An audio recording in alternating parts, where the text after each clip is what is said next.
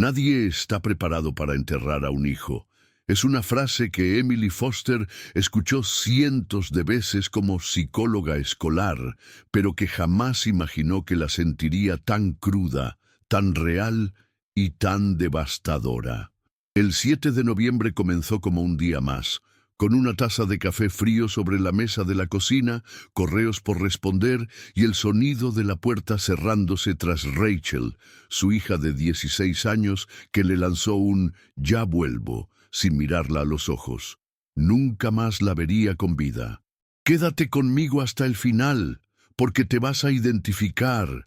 Rachel murió esa noche en un accidente de auto mientras iba con unos amigos, camino a una fiesta a la que Emily le había prohibido ir.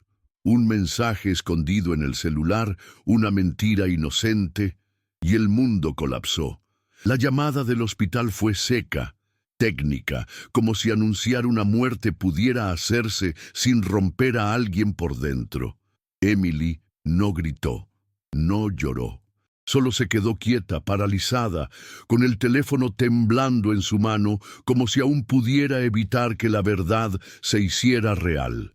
Se sintió estúpida por no haber presionado más, por no haber entendido la rabia adolescente de Rachel como un grito de ayuda.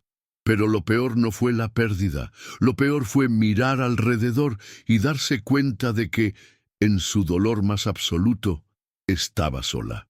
James llegó al hospital 2 horas después, no porque estuviera lejos, sino porque estaba con Vanessa, su amante. Emily lo supo en cuanto lo vio. Su camisa mal abotonada, el perfume ajeno y esa expresión incómoda, como si la muerte de su hija fuera una inconveniencia más en su día cuidadosamente planeado. Él no la abrazó. No preguntó cómo estaba. Solo dijo, «¿Y ahora qué vamos a hacer?», como si se tratara de un malentendido logístico, no de una tragedia irreparable. Emily sintió náuseas. En ese instante, la parte de ella que aún sostenía la ilusión de familia se rompió en silencio. Los días siguientes fueron una mezcla de trámites, flores marchitas y silencios insoportables. James se ocupó de lo práctico: funeral, seguros, llamadas. Pero en casa, su presencia era una ausencia ruidosa. No hablaba de Rachel, no mostraba duelo, apenas existía. Emily, por el contrario, se hundía en los detalles: el olor de la almohada de su hija, los cuadernos abiertos, una blusa arrugada en el respaldo de la silla. Cada objeto era una daga en el pecho. Intentó volver al trabajo, pero no podía. Se sentía vacía, y sin embargo fue en ese vacío donde comenzó a gestarse una pequeña chispa, una necesidad urgente de no desaparecer junto con Rachel. Una tarde, mientras ordenaba la habitación de Rachel, algo que había evitado durante semanas, encontró un cuaderno de notas escondido entre la ropa. No era un diario, sino una especie de carta abierta a sí misma. «A veces me siento invisible en esta casa», decía una de las páginas. «Mamá está siempre ocupada y papá ni me ve». Emily lo leyó de pie temblando. Las palabras eran un espejo cruel de lo que había ignorado por tanto tiempo. Sintió culpa, sí, pero también una tristeza diferente, una que no venía del accidente, sino del hecho de que su hija había vivido sintiéndose sola, incluso bajo su mismo techo. Esa noche, Emily no durmió. Se sentó en el suelo de la cocina, con una copa de vino en la mano, y repasó cada año de la vida de Rachel como si pudiera reescribir algo en su memoria. Recordó las veces que la había dejado llorando por cerrar un informe escolar, las discusiones sin sentido por notas, el celular, la ropa, y recordó también cómo James solía minimizar todo lo que tenía que ver con su hija. «No es para tanto, estás exagerando, déjala, se le pasará», repetía como una letanía.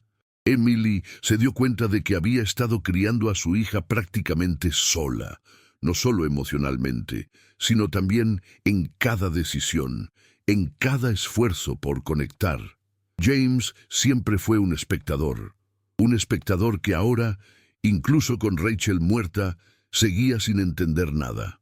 La ruptura definitiva llegó una semana después, cuando Emily, rota pero consciente, intentó hablar con James sobre crear algo en honor a Rachel. Una beca, una fundación, algo que la mantenga viva en otros, propuso con voz entrecortada. James resopló, como si fuera una idea absurda. No tiene sentido, ya está hecho. No quiero revolver más esto. Esa frase fue la gota que rebalsó un dolor ya desbordado. Emily se levantó de la mesa sin decir una palabra, fue al dormitorio y comenzó a hacer algo que llevaba tiempo postergando: revisar los documentos financieros. Necesitaba saber con qué contaba, y lo que encontró la dejó sin aire.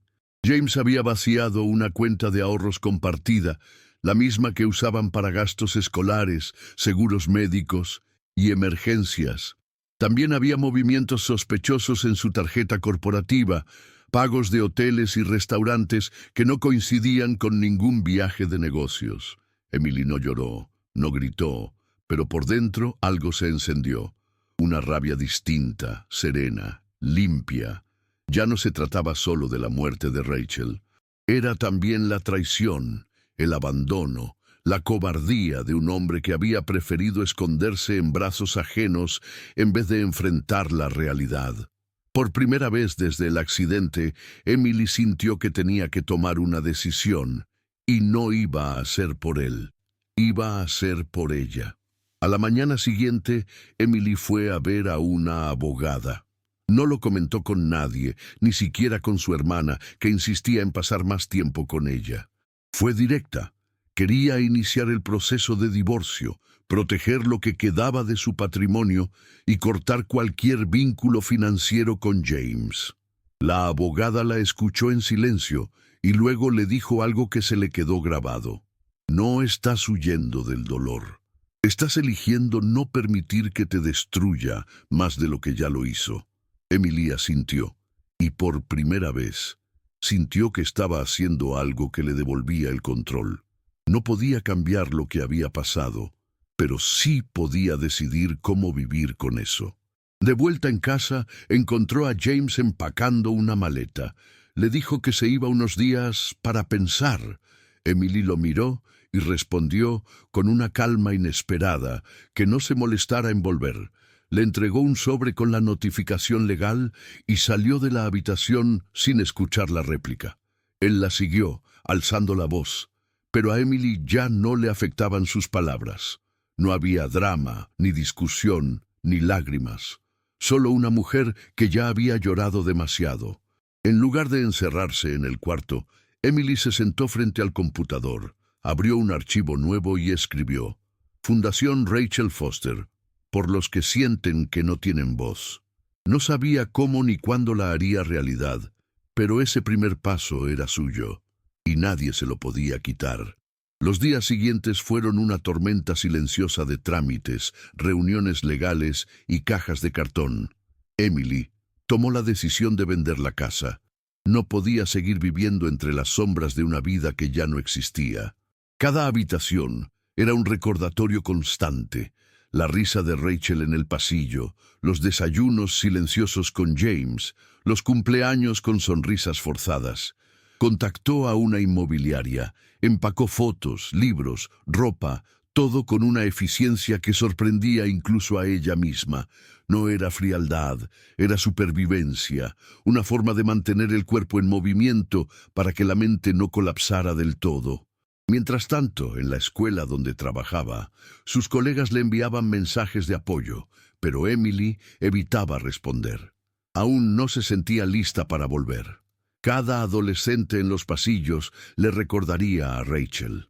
Cada pregunta inocente sería un puñal. Una tarde, sin embargo, recibió un correo inesperado. Una madre le agradecía por el apoyo que le había dado a su hijo meses atrás, cuando estaba en riesgo de abandonar los estudios. Usted creyó en él cuando nadie más lo hacía, decía el mensaje.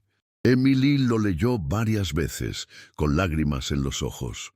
Por un instante sintió que, a pesar de todo, su trabajo seguía teniendo sentido, que aún podía ofrecer algo al mundo, aunque fuera desde sus propias ruinas. El día que los compradores visitaron la casa por primera vez, Emily sintió un nudo en el estómago que no supo identificar. No era tristeza, tampoco miedo. Era una mezcla de nostalgia y liberación. Los extraños caminaban por su sala, tocaban los marcos de las puertas, comentaban sobre la luz natural y el potencial del jardín. Ella los observaba desde la cocina, como si ya no fuera la dueña de ese espacio. Cuando se marcharon, subió lentamente las escaleras y entró al cuarto de Rachel. No quedaba casi nada, solo las paredes desnudas y un clavo torcido donde alguna vez colgó una foto. Emily se sentó en el suelo y se permitió llorar en silencio, no por lo que perdía, sino por todo lo que había sostenido durante tanto tiempo sin dejarse caer.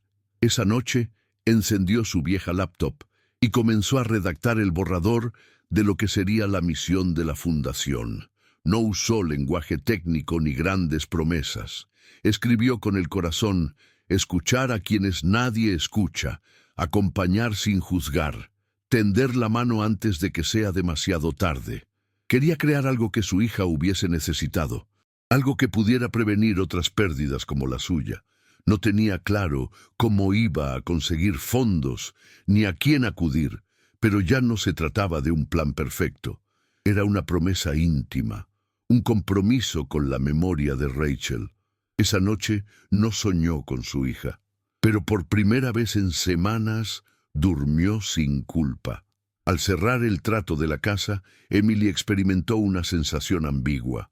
Por un lado, una punzada en el pecho al entregar las llaves; por otro, una ligereza inesperada. Como si al soltar esas paredes, también soltara años de silencios, frustraciones y cargas compartidas con alguien que nunca estuvo realmente presente. Con el dinero de la venta, alquiló un pequeño departamento temporal, vendió varios muebles y apartó una parte para iniciar los trámites de la fundación. Su abogada le recomendó prudencia, pero Emily ya había vivido demasiado tiempo esperando el momento adecuado. Este era el momento. No por impulso, sino porque entendía que su vida no podía pausarse por el miedo. Un domingo cualquiera, mientras revisaba papeles, sonó su celular. Era James. No había llamado desde que se fue. Al principio, Emily pensó en ignorarlo, pero algo en su interior le pidió cerrar ese ciclo con palabras, no con silencios. Atendió. James comenzó con tono frío, hablando de la casa, de los papeles, del auto. Nada sobre Rachel, nada sobre ella. Emily lo escuchó en silencio, y cuando él terminó, simplemente le dijo: Rachel merecía un padre, y yo merezco paz, por eso esto se termina aquí. Colgó sin esperar respuesta. No hubo gritos ni reproches, solo una claridad contundente. James ya no tenía poder sobre su vida, y eso era todo lo que ella necesitaba. El proceso legal fue rápido, gracias a la documentación que Emily había preparado con tanto cuidado. No buscaba venganza, solo justicia y autonomía. Renunció a ciertos bienes materiales, pero aseguró lo esencial: estabilidad, independencia y la posibilidad de construir algo nuevo sin estar atada a los errores de otro. La abogada, sorprendida por su serenidad, le dijo que pocas personas manejaban el divorcio con tanta firmeza emocional. Pero Emily sabía que no se trataba de fortaleza, sino de no tener alternativa. Cuando todo se derrumba, una aprende a caminar entre escombros sin esperar que alguien la cargue. Poco a poco, empezó a redefinir sus días. Volvía a cocinar solo para ella, redescubría canciones viejas que le gustaban y salía a caminar por calles que antes le parecían rutinarias. A veces sentía que estaba viviendo una vida prestada. Otras veces se reconocía en el reflejo del escaparate, más delgada, con el rostro más serio, pero también más honesto. Recibió la visita de su hermana, quien al ver el departamento pequeño pero cálido, dijo con ternura: «Este lugar parece un nuevo comienzo». Emily sonrió sin decir nada. Porque sí, era un comienzo, pero también era el resultado de haber sobrevivido a lo inimaginable, y eso no necesitaba ser explicado, solo vivido. Un mes después, Emily se inscribió en un curso breve sobre gestión de organizaciones sin fines de lucro. Lo hizo sin pensarlo demasiado, guiada por esa necesidad visceral de darle forma a la fundación que ya existía en su mente. En las clases, compartía espacio con personas jóvenes, llenas de ideas y entusiasmo. Al principio se sintió fuera de lugar, como una intrusa en un terreno que no era suyo, pero a medida que hablaban de propósitos, de impacto social, de historias que daban sentido a proyectos, Emily notó que no estaba tan lejos de ellos. Ella tenía algo que muchos aún no habían encontrado, un porqué que ardía en el pecho y no la dejaba rendirse. Al finalizar el curso, presentó un borrador de su proyecto como trabajo final. Lo tituló La voz que no escuchamos. Cuando terminó de exponer, hubo un silencio breve y luego un aplauso cálido. No fue por la presentación perfecta, sino por la autenticidad con la que habló. Algunos se le acercaron después para saber más, para ofrecer contactos o simplemente para decirle que su historia los había conmovido. Emily salió de ese aula con una carpeta bajo el brazo y un temblor en las piernas, pero también con una convicción clara. Su dolor podía transformarse en ayuda real, y eso, por primera vez, le daba sentido a todo lo que había atravesado. Animada por ese impulso, Emily comenzó a buscar espacios donde su proyecto pudiera tomar forma.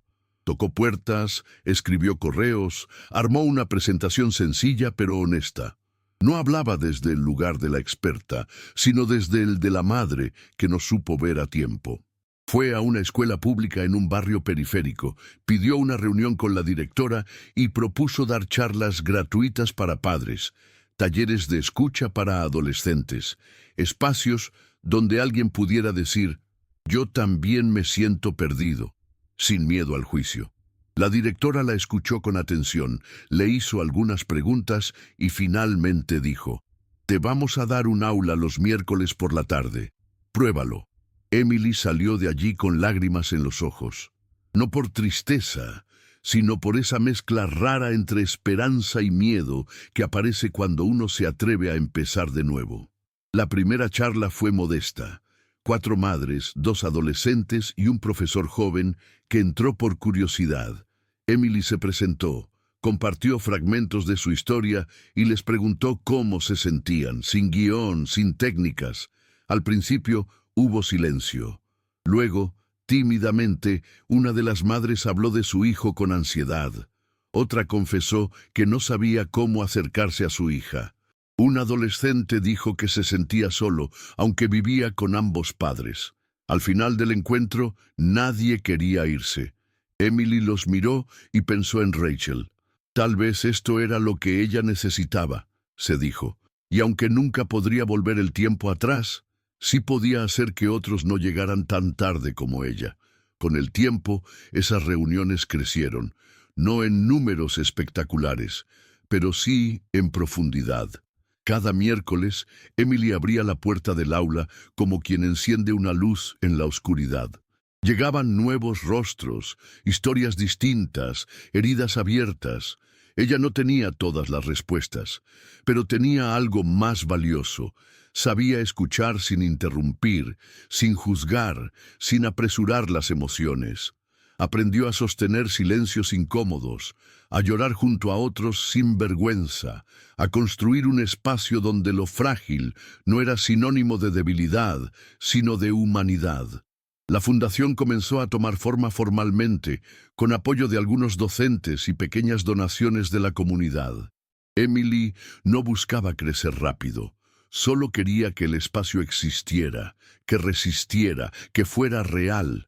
Fue en uno de esos encuentros donde una adolescente de no más de 15 años se le acercó al final y le dijo, «Gracias por hablar de tu hija como si todavía estuviera. Me hace sentir que no estoy tan sola». Esa frase se le quedó pegada a la piel durante días. Emily no respondió con grandes palabras. Solo la abrazó, largo y fuerte, como lo hacía con Rachel cuando era niña y tenía miedo de dormir sola. Esa noche, mientras caminaba de vuelta a su departamento, Emily sintió que algo dentro de ella se acomodaba. No era felicidad, era paz. Una paz extraña, imperfecta, que convivía con el dolor, pero no lo negaba. Era la certeza de que estaba, por fin, donde necesitaba estar. Fue entonces cuando tomó una decisión que llevaba tiempo madurando: dejar Cincinnati. No como un acto de huida, sino como un cierre necesario. La ciudad estaba impregnada de recuerdos: el colegio de Rachel, el hospital, la casa que ya no era suya. Cada calle traía consigo un eco del pasado. Emily sentía que había hecho todo lo que podía allí, que el ciclo había terminado. Londres, una ciudad que siempre le había intrigado desde lejos, apareció como destino natural. No tenía familia allí, pero sí una oportunidad, una organización que se interesó en su trabajo y le ofreció colaborar desde su enfoque empático y vivencial. Aceptó sin pensarlo mucho. A veces, la brújula del corazón apunta en direcciones inesperadas. La mudanza fue discreta. Vendió lo poco que le quedaba, empacó con ayuda de su hermana y se despidió de sus colegas y del pequeño grupo que había formado en la fundación local. Pero dejó algo detrás: una estructura establecida, una red de voluntarios y un equipo comprometido que decidió continuar el proyecto en su nombre. El día que abordó el avión, llevaba solo una maleta, el cuaderno de Rachel y una carta que escribió la noche anterior, sin destinatario, solo para sí misma. En ella anotó lo que no quería olvidar: que el dolor puede romperte, sí, pero también puede empujarte a reconstruir algo completamente nuevo. Londres no era una promesa, era una continuación, un paso hacia adelante, con miedo, con cicatrices, pero también con un propósito firme. Ya instalada en Londres, Emily encontró un pequeño apartamento cerca de un parque. No tenía lujos, pero tenía luz, silencio y una ventana por donde entraba el sonido de los pájaros por las mañanas. Empezó a trabajar con adolescentes en riesgo en un centro comunitario, compartiendo su experiencia no desde el dolor, sino desde la transformación. Al principio, algunos la miraban con desconfianza. No entendían por qué alguien de otro país querría ayudarlos, pero poco a poco, su forma tranquila de estar, su disposición a escuchar y su historia fueron rompiendo las barreras. Nunca se presentó como una experta, solo como alguien que había aprendido a levantarse, y eso, en esos espacios, valía más que cualquier título. Un día, mientras organizaba una actividad grupal, una chica le preguntó: ¿tú también te sentiste invisible alguna vez? Emily la miró conmovida.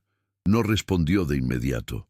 Tomó aire y dijo: sí, y también sentí que mi voz no importaba, pero ahora sé que lo que callamos por años termina gritando por dentro, y por eso estoy aquí. La joven asintió en silencio. Ese intercambio, mínimo para cualquiera, fue enorme para Emily. Sintió que todo el camino, la pérdida, el dolor, la traición, la reconstrucción, había valido la pena si lograba, aunque fuera una sola vez, que alguien más se sintiera menos solo. Porque en el fondo, de eso se trataba todo, de no dejar que el silencio matara lo que el amor había sembrado. Con el paso de los meses, Emily volvió a usar su apellido de soltera: Emily Clark. No fue una decisión impulsiva ni simbólica, fue práctica, legal, pero también personal. Ya no era la esposa de James, ya no era solo la madre de Rachel. Era una mujer que había atravesado el infierno y no solo había salido viva, sino lúcida. Cada vez que firmaba con su nuevo nombre, sentía una leve vibración en el pecho, como si Rachel le diera un pequeño empujón desde donde fuera que estuviera. Seguía teniendo días difíciles, pesadillas, momentos de ausencia, pero también tenía tardes de sol, cartas de agradecimiento y la certeza de que había hecho algo con su dolor, algo útil, algo digno. Un año después del accidente, Emily inauguró formalmente la Fundación Rachel Foster en Londres con una pequeña ceremonia íntima. No hubo discursos largos, ni cámaras, ni homenajes grandilocuentes, solo una foto de Rachel sobre una mesa, velas encendidas y personas que sabían exactamente por qué estaban allí. Emily habló con voz serena, agradeció, compartió su historia y terminó diciendo: mi hija me enseñó algo que nunca olvidaré, que incluso cuando no sabemos pedir ayuda, el simple hecho de estar presentes para otro puede cambiarlo todo. Yo no pude salvarla, pero hoy puedo estar aquí para otros. Ese día, bajo el cielo gris londinense, Emily no encontró el cierre perfecto, pero encontró algo más valioso, la continuidad de un amor que se rehace en cada gesto de cuidado. A veces el mayor acto de amor es decidir seguir adelante cuando todo dentro de ti grita que te detengas. Si esta historia tocó algo dentro de ti, no te vayas sin dejar tu like. Cuéntanos en los comentarios cómo te impactó, si alguna vez pasaste por algo parecido o si conoces a alguien que necesita escuchar esto. Suscríbete al canal para seguir recibiendo relatos reales de superación y comparte este video con quien necesite recordar que incluso en medio de la pérdida siempre hay una forma de volver a levantarse.